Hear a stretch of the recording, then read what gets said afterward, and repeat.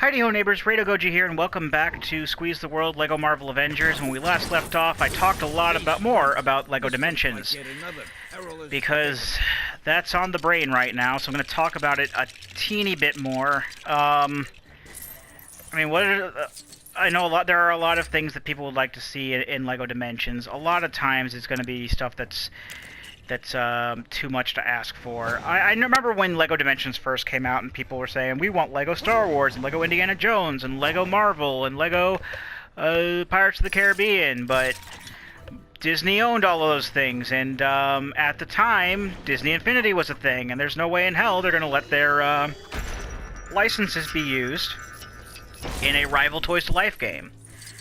Well, nowadays, since Disney... Oh, we need Vision for this? Can Vision power cosmic stuff?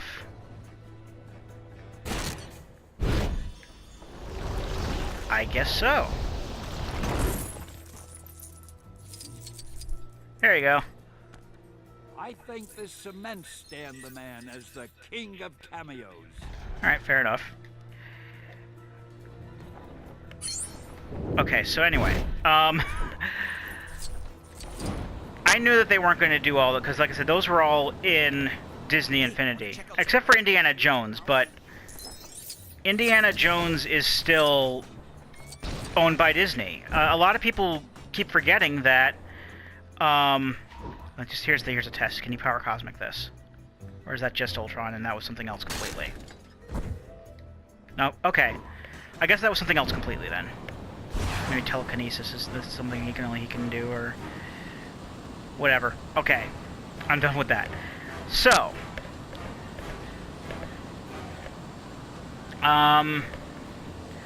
What a lot of people don't realize when they think of Indiana Jones is that those are also owned by Lucasfilm. And it wasn't just the Star Wars license that was bought out by Disney. Lucasfilm was bought by Disney. And as a result, all the Indiana Jones movies, even the poopy one, were all bought by Disney. So while they were still letting LEGO use the license to make, like, you know, the new LEGO Star Wars game that's coming out based off of Episode 7. And I'm still calling it Episode 7 because I haven't seen it yet still, and from what I've seen, the only people who call it Force Awakens are people who have already seen it. Also, I don't care. But like I said, it wasn't just the Star Wars license, it was the entire company was bought. So all of the licenses that go with Lucasfilm went to Disney, and that includes, as I said, that includes Indiana Jones. Now, of course, now that Disney Infinity isn't a thing anymore, in fact, Disney Interactive is shutting down completely, from what I understand. I could be getting some details there wrong. I heard they were laying off a lot of people, and they were canceling Disney Infinity for good. I had heard that Disney Interactive Disney was shutting down this video game department for good, and that they were just going to be giving their license out for video games. So that means that Dimensions now has free roam, or a free chance to use things like LEGO Marvel, Star Wars, Indiana Jones, etc. Some people are still saying that, oh, they probably won't use Marvel because DC's already in the game. I really don't see how that makes that much of a difference. And seriously, who wouldn't want to play as Green Lantern and Iron Man in the same game? Okay, fine. Let's use a different example. Batman and Captain America. There, you happy? I don't know. I mentioned Green Lantern and Iron Man because they're my favorite comic book superheroes. Green Lantern being my favorite, period.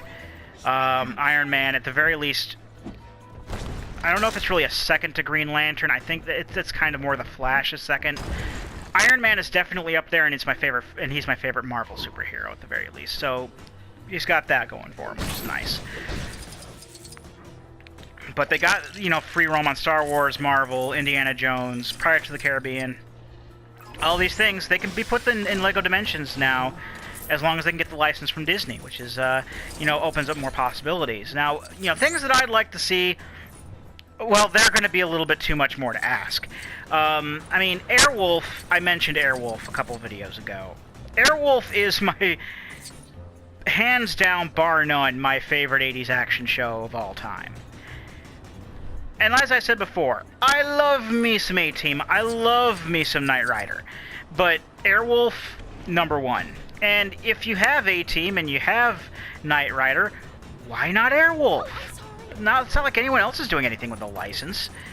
I think Airwolf needs to be more mainstream in our popular culture, and I've been trying to perpetuate that among my friends, and it hasn't been working very well. I think, like, of all of my friends that I've told, you should watch Airwolf. Airwolf is awesome. I think only Greg has done so. You know, some of my friends at work, I'll just mess with them, like, every once in a while. I'll just be like, why haven't you watched Airwolf yet? Because I know that they haven't watched it. I would like to see, like, a LEGO Dimensions Airwolf. Like, have Airwolf as your vehicle, and, you know, be able to play as Stringfellow Hawk and Dominic Santini, possibly Archangel, but mostly String and Dom. I mean, look, it's even the character's name, Stringfellow Hawk. Who wouldn't want to have that awesome name? That is like the most 80s action star name. It's the best one. Also, speaking of 80s, MacGyver. Middle, left, right. Okay. Why not MacGyver? Again, you have all these other 80s shows. MacGyver should definitely be on the ticket there. I think that would be a fantastic addition there. They would have to find out something to do with him, but I don't care. Being able to play as MacGyver would rock, and I'm not. Apparently, they're remaking MacGyver. I don't know why they need to do that. I want to play as regular '80s Richard Dean Anderson MacGyver. And speaking of Richard Dean Anderson, I'd also love to see Stargate SG1 in there in some capacity. Again, a little bit much to ask, considering that I know very few people who have seen Stargate SG1, and even then, if they know about it, they only know, like, a few things about it, which is par for the course with things that I like for some reason. But, Stargate SG1 is my favorite sci-fi show. I like it more than Star Trek. I mean, Star Wars, I know it's not a show, but I'm not as big a Star Wars fan as everybody else. I'm more of a Star Trek guy when it comes to that. But even more so, Stargate. Stargate, you know, as much as I hate to say it, because, I mean, okay, I don't really hate to say it, because there was a time period where I wanted Roland Emmerich's head on a pike.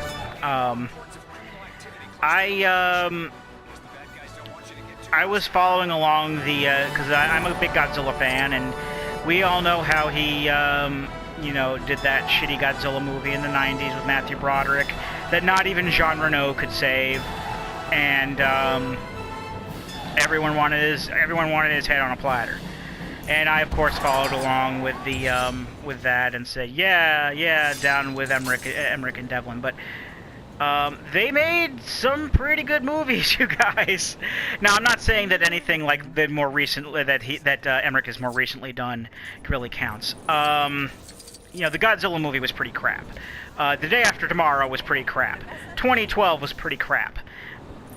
I still have a soft spot for Independence Day, despite the fact that, like, when I was younger, I was like, oh, even though I loved Independence Day when I saw it in the theater.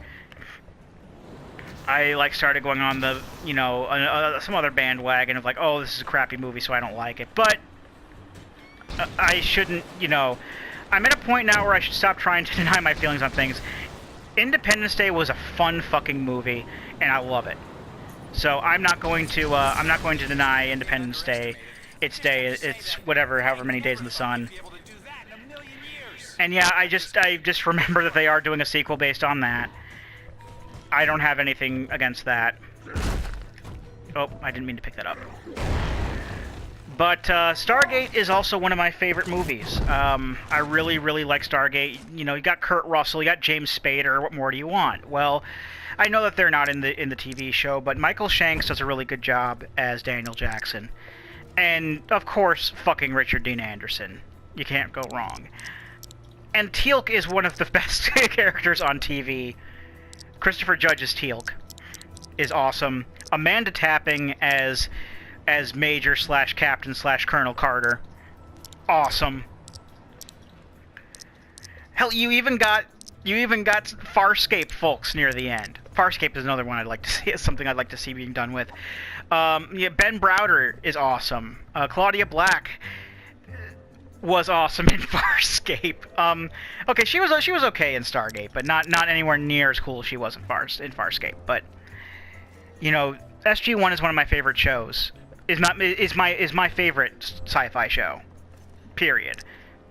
I also like Stargate Atlantis. Stargate Universe was a little. What am I looking for? I'm looking for Scarlet Witch. I got so off track that I don't even know what person I'm looking for anymore. I'm a horrible, horrible person. But I think the main thing against having Stargate Lego is the fact that its license is already in use by a Lego knockoff called Bestlock. I've only seen the stories, the legends, seen pictures of Bestlock. Bestlock is not good. I saw, you know, when I saw the Bestlock, the official Bestlock, like Stargate SG1 stuff, and I just saw the figures and I'm like, Teal'c, what did they do to you?